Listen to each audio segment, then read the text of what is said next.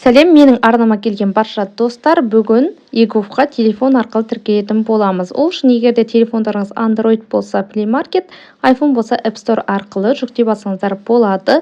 eGov Mobile деген приложение. Міне, осыны қазір жүктеп аламыз.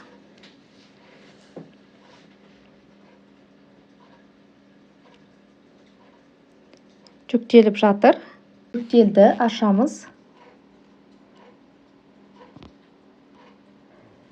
Тілді таңдаймыз.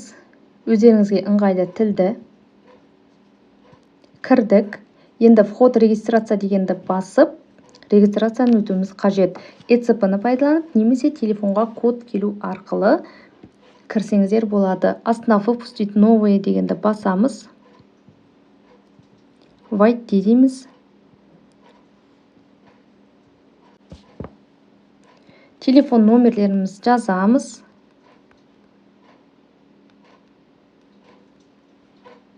Код келу қажет.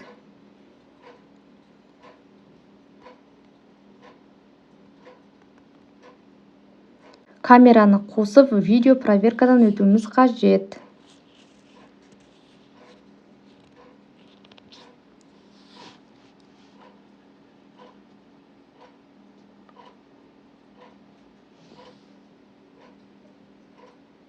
Яғни камерадағы барлық айтылған іс-әрекеттерді қайталаймыз. Видео проверканы өттік. Запрос доступа деген разрешить деп басамыз.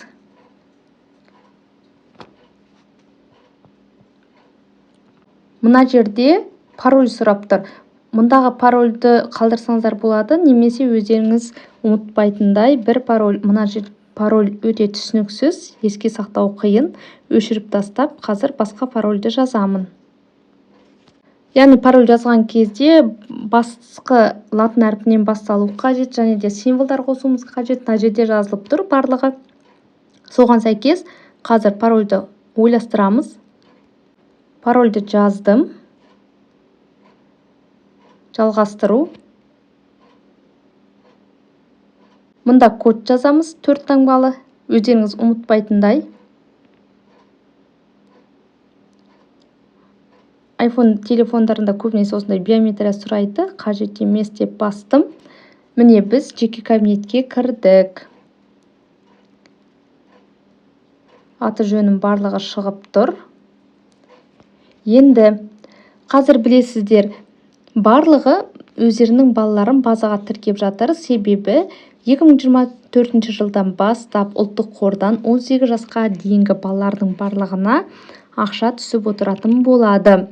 Сол үшін біз міндетті түрде әрбір баланы осы eGov базасына енгізіп қоюымыз қажет. Ол үшін семья дегенді басамын. Мына жерде өздеріңіздің жұбайларыңыздың аты жөні шығып тұрады. Деген балалар. Добавить деп басамын.